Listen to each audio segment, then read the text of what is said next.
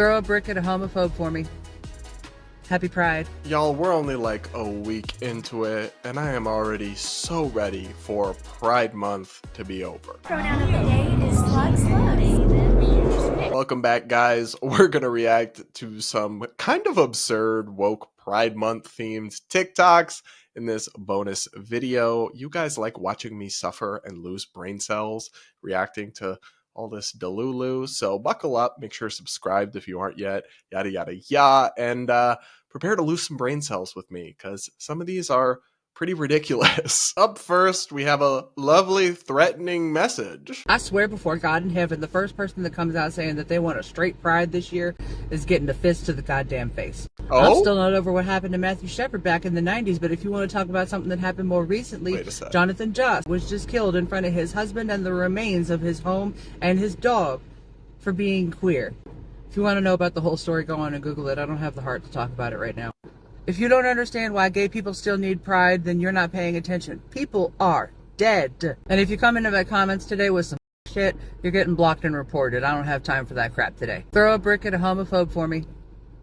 Happy Pride. Well, they-them seems lovely and stable. Just casually advocating for violence, because from what I hear, that's a really great way to get people to agree with you and support your cause and your movement and welcome you, is to threaten to hit them and encourage people to throw bricks at them. Yeah, not great in terms of convincing the public or presenting yourself as a normal, palatable community. Thankfully, most gay people are not like this person, but unfortunately, you do see this kind of rhetoric and approach among a lot of the online crazy LGBT crowd. Also, just some strange conflations and potential misinformation in there. Matthew Shepard's death was tragic, but probably not actually a hate crime. There's been a lot of extensive reporting into that, about how it was probably actually a dispute over drugs and not because he was gay that he was killed. Still sad, still terrible, but that's kind of a common myth. And then with Jonathan Joss's death, it's too soon to say whether it was a hate crime. It's tragic regardless, but the San Antonio Police Department did say there was no evidence it was because of his sexuality. Some could emerge, but for now, we don't know that it's a hate crime. So presenting that as fact is not really true. And regardless what any of that has to do with the modern pride movement and its, hypersexualization and hyperpoliticization isn't really clear to me, because pride isn't just about, it's okay to be gay, we're good upstanding members of society. I wish that's what it was about, then I would be an enthusiastic participant. Unfortunately, it's become, at least in terms of the massive rallies and events in major cities, much more about sexualization and kinks and fetishes and puppy masks and assless chaps, and sometimes in the presence of minors, which is demonic, and about all sorts of really fringe ideas about gender activism, like transitioning minors, and associated with just, hard left political agendas. So what any of that has to do with these alleged hate crimes isn't really clear to me. Now, of course, I don't think there's any need for a straight Pride Month. I also think that's kind of silly, because the whole reason there's some importance, or at least there certainly was, for gay pride was that people weren't allowed to be gay, right? It was heavily socially stigmatized and even legally punished. So it's not about being proud of your sexuality, which is not an accomplishment. It's about being proud of having overcome a lot of internal and external struggle to become okay with being who you are. At least that's what it's supposed to be about. That struggle just doesn't exist for heterosexuality in our society. So there's no need for a straight Pride Month. It sounds kind of silly, but also threatening people who suggest it is insane and incredibly not compelling. So maybe don't do that. Up next, this non-binary therapist has an interesting message. Take a listen. If you want to celebrate Pride this year, start by shutting the up when it comes to gender-affirming care. Your opinion is entirely irrelevant unless you are providing or receiving gender-affirming care, and I mean that entirely. Shut the up. No one cares what you have to say. Your opinion, despite you trying to make it sound like a fact, is not a fact. It is simply your opinion. It does not need to be expressed. It can stay inside, and your inside thoughts can stay there. You don't have to say shit about someone else's life. You don't have to say shit about someone else's decisions. You also don't have to say shit about something you don't know shit about. And that's okay. You don't need to know everything. But that also means you don't need to comment on everything. And you don't need an opinion on everything either. So, all that being said, if you want to celebrate Pride, shut the fuck up. Shut the fuck up. And let people receive gender-affirming care ethically, professionally, and as indicated by best treatment practices. So, let it be. Let it be. Don't concern yourself with things that don't concern you.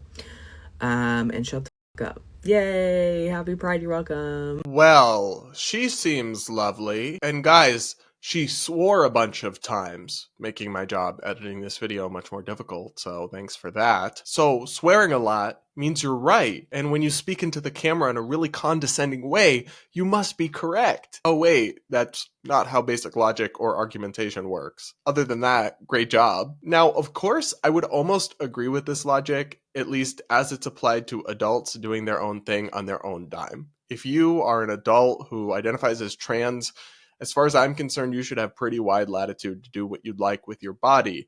The complications here is that a lot of the debate is centered on what you can do to kids and what is happening to minors. I'm sorry, it doesn't matter that I'm not personally involved.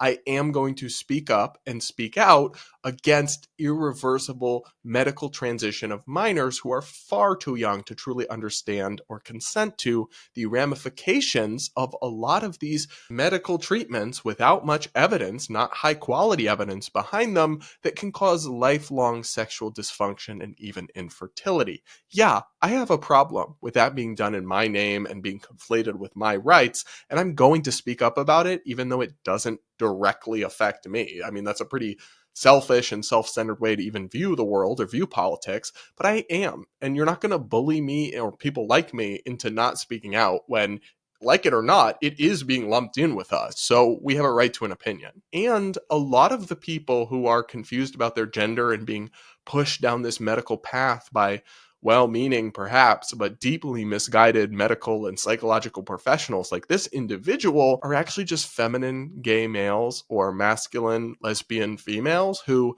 if not medicalized, would very likely grow out of their gender dysphoria. This is extensively documented, but instead are being put down this pipeline that once you start it, you then never go through the puberty that would have resolved your dysphoria potentially. So yeah, we are going to speak about it, especially again also because a lot of this is being done with our tax dollars as well through government healthcare programs. So we are entitled to an opinion, and I really just can't imagine thinking this was like an effective way to communicate or advocate for a community or an agenda. Because all you've done is make yourself look unreasonable, toxic, and woefully misinformed, because as extensive reviews of the evidence from the University of York by Dr. Hilary Cass, by the Health and Human Services Department of the federal government, have all found there is not good evidence for these radical experimental treatments, especially as applied to minors, but even for adults.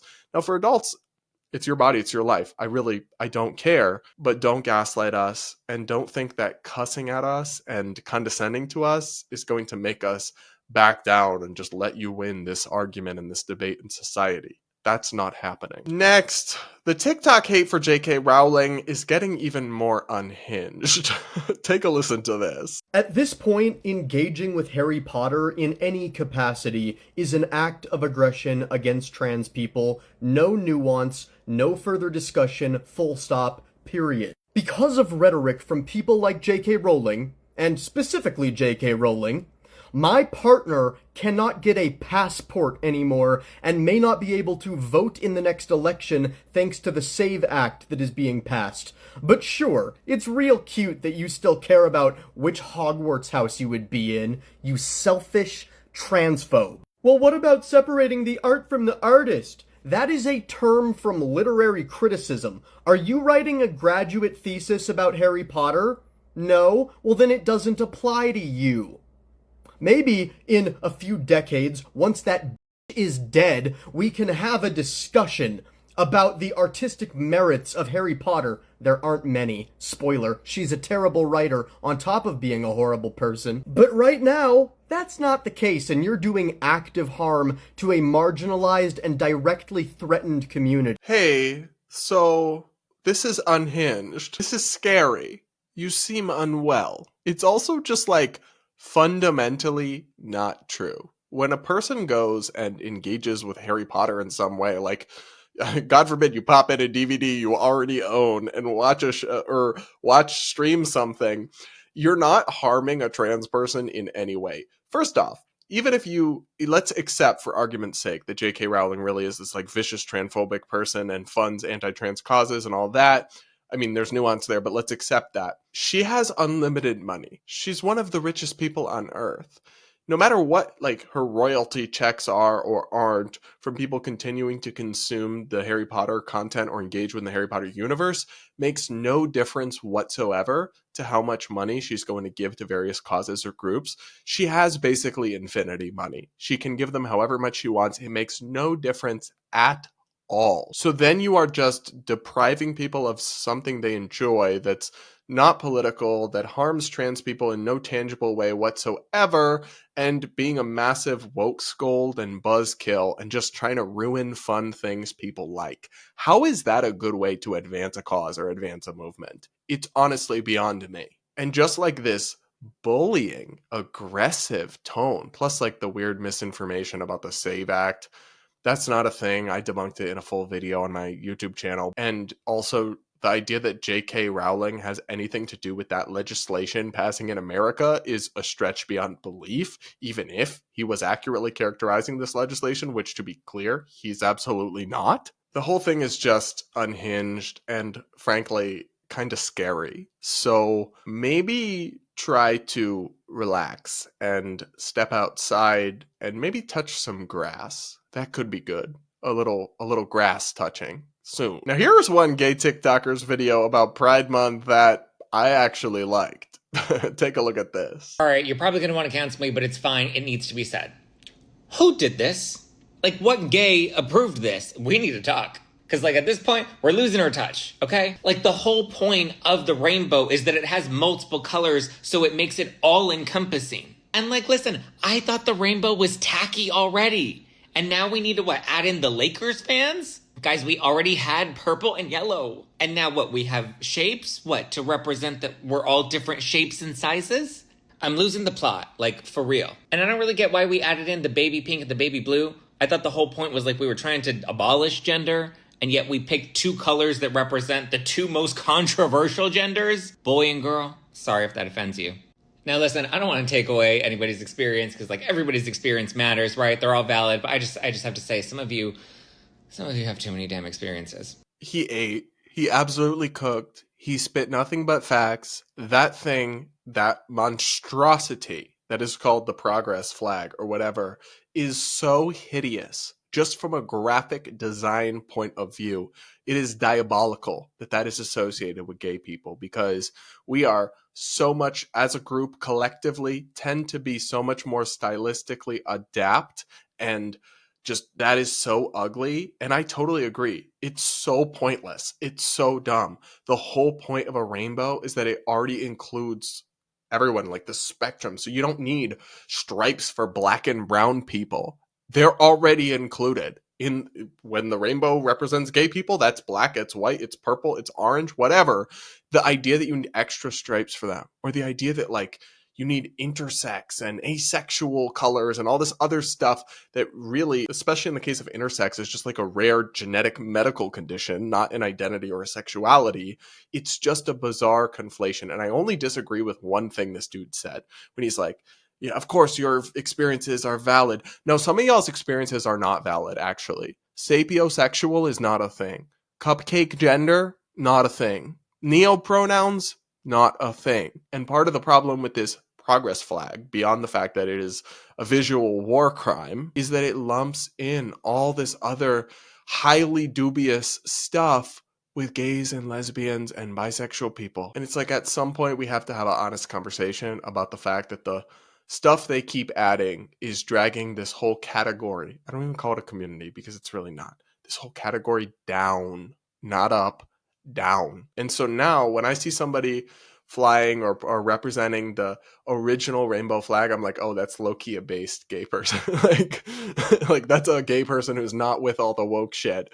Now, of course, that's probably not true. It may just be, a flag they still bought or an old flag that they have.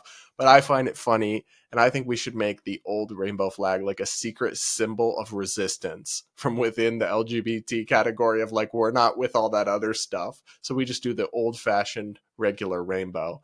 I'm not a flag person. I'm not like a bumper sticker kind of person. But if I was going to, I sure as shit wouldn't be caught dead with that monstrosity anywhere displayed. But I would maybe do just a plain old rainbow flag. And maybe we need to reclaim it and officially start to push back on whatever the heck that ugly thing is and so much of what it represents. What do you guys think? I can't really handle any more of these videos in one sitting without, I think, incurring some permanent brain damage. And I'd like to keep my brain function where it's at, actually. So I'll leave it there for now. Make sure you're subscribed if you aren't yet. Do hit that like button before you go. Comment with your thoughts, yada, yada, yada. And we'll talk again real soon.